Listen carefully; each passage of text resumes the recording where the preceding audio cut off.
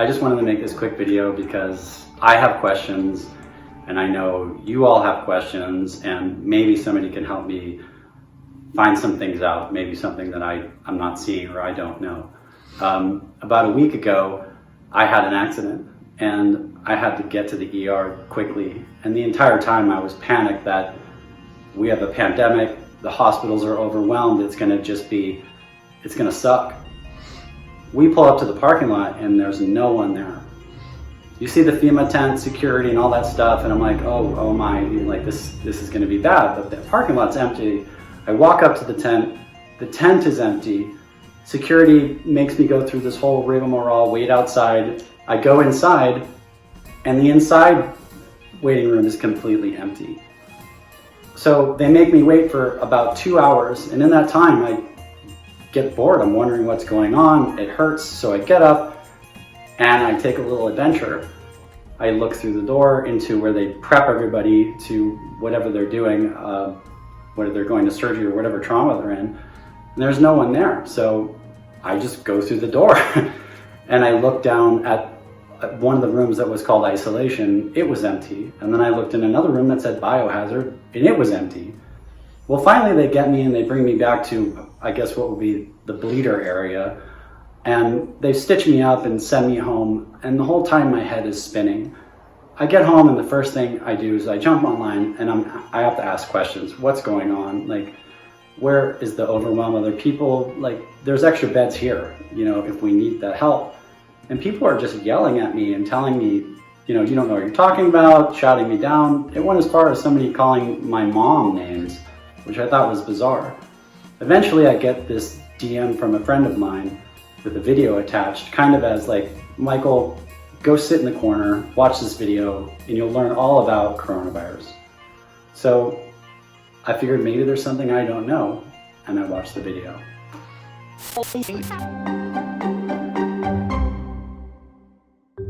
Measles is one of the most contagious diseases we know. Just one person is likely to infect between 12 and 18 people. That number is called a disease's basic reproduction number, or R0. Scientists use it to describe how contagious a disease is. Zika, it has an R0 of up to 6.6, super contagious. But the seasonal flu, just a little over 1. And COVID-19, the disease caused by the coronavirus, just about 2.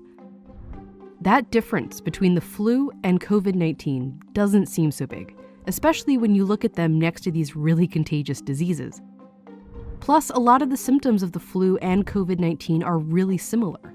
A fever, cough, they can even both lead to pneumonia, which is ultimately how they can both be fatal. So thinking of COVID-19 and the flu as similar is a common and frankly understandable comparison to want to make. This is like the flu? It's a lot like the flu. I like to believe that it's going to end up more like the flu virus. But wait, let's go back to those R0 numbers again. If the flu has an R0 of 1.3, that means each person gets either 1 or 2 people sick. After 10 rounds, that's 56 total people. And if we run the model with COVID-19's R0 at 2, if one person with it gets 2 people sick who get 2 people sick, after 10 rounds, that's more than 2,000 people. This does not happen with the flu, because COVID-19 is very different, and understanding how is crucial to understanding how dangerous it really is. Every year, the seasonal flu kills as many as 60,000 Americans. As of late March, COVID-19 has killed about 34,000 across the whole world, but scientists expect that number to go up, way up. Whoa, did you notice that? They just tried to slip that one past everyone. Notice how they used the COVID-19 deaths worldwide and put it next to the US deaths from the flu. You're going to get pretty radically different numbers when you use a sample size of 7.6 billion next to a sample size of 350 million. It just doesn't make any sense to compare those two numbers. 60,000 people die from the flu in the US, but as many as 200 to 600,000 people die from the flu globally. We have to use global numbers to make these comparisons. As of now, there are an estimated 69,000 deaths from COVID-19. So So let's make an accurate comparison of death rates using the global population as the baseline. We take the flu at 600,000 and COVID-19 at 69,000 divided against the global population, and we get very different numbers. Why are these numbers so different than what's being reported? And it's not just here, it's all across media. This is really simple math. This isn't even the most dishonest thing that's in this video. First really big difference between COVID-19 and the flu is how long it takes you to feel sick. From the moment you're infected with COVID-19, it usually takes 5 days before you start to feel symptoms. But it can take as long as 12 or even 14 days. This is the incubation period, the time between when you catch it and when you first realize you're sick. And scientists think you could be contagious during most of this period. The flu, by comparison, has an average incubation period of just 2 days. You get sick, and pretty soon you feel sick, and you know you're contagious. This is what we're used to. But COVID-19 flips that around. You can be contagious and spreading it around for several days and up to 2 weeks before it even occurs to you that you're sick. No human immune system had seen this virus before. Nobody has a natural immunity to it. In flu season, there's always a number of people in the population who are already immune to the flu.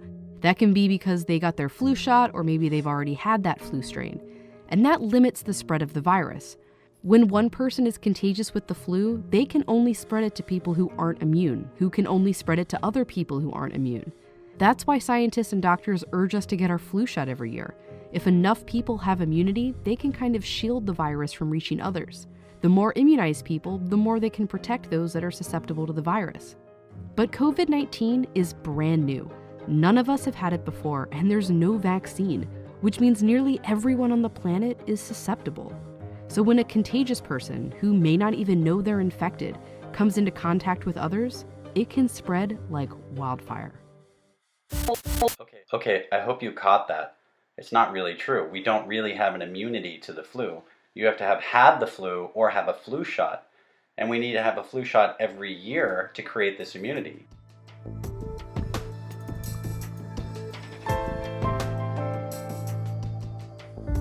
And then you see how much more dangerous COVID-19 can be.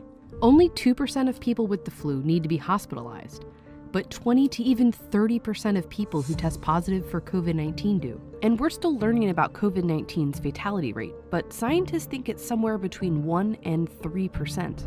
But the flu's rate is even lower, 0.1%. And that's a disease that can kill 60,000 people a year in the US alone.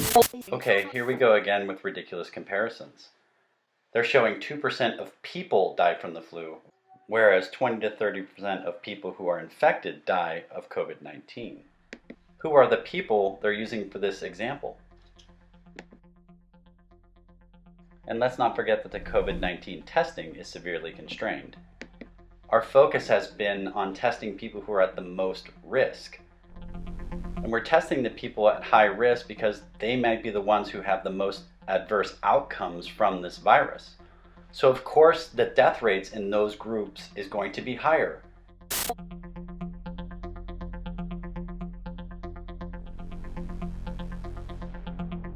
R-naught. Scientists use it to describe how contagious a disease is. And if we run the model with COVID-19's R-naught at 2, if one person with it gets 2 people sick who get 2 people sick, after 10 rounds, that's more than 2,000 people. From the moment you're infected with COVID-19, it usually takes 5 days before you start to feel symptoms. But it can take as long as 12 or even 14 days. This is the incubation period, the time between when you catch it and when you first realize you're sick. And scientists think you could be contagious during most of this period. Really serious problem that we have to take seriously.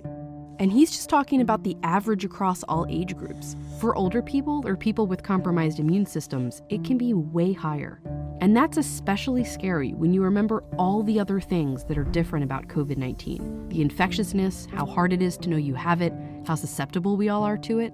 Estimates vary, but some scientists have warned that between 20 and 60% of the world's population could become infected with the virus.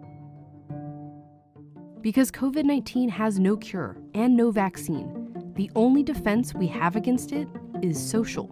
we can take ourselves out of the chain, not with immunity, but with social distancing. Just physically not being around anyone and staying home as much as possible. But that only works if each of us takes it seriously. Okay, let's play this out. And we're going to use the Vox are not numbers to do it. First thing to do is translate what they call around into something normal like a day.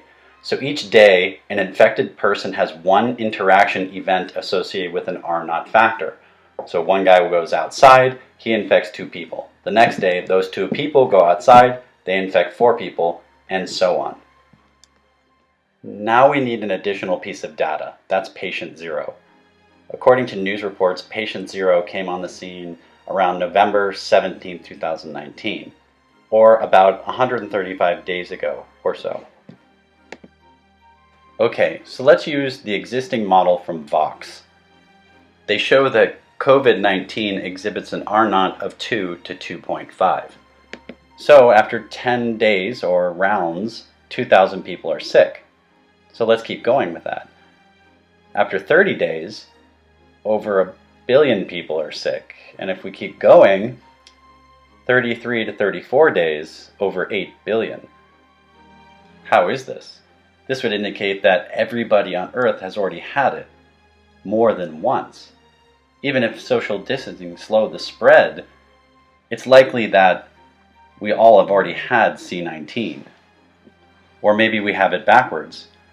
Let's consider social distancing. There are many people among us who are already socially distancing, but not always by choice. Elderly people and people who are sick are often some of the most socially isolated groups in our society, lonely and at home or in bed, dealing with existing illnesses. And eventually, even the most isolated among us encounter others. However, maybe this social isolation has made it worse, forcing people who might be carrying this infection indoors closer to those who are most at risk. And the uptick we see in hospitalization and fatalities is likely correlated with their delayed exposure. If this virus is so contagious that it can infect you while you're in the ocean, then no amount of social distancing is going to slow this down. And considering all that they've said, there's no way that masks or social distancing or anything is going to stop this virus. So it's likely we've all already had it.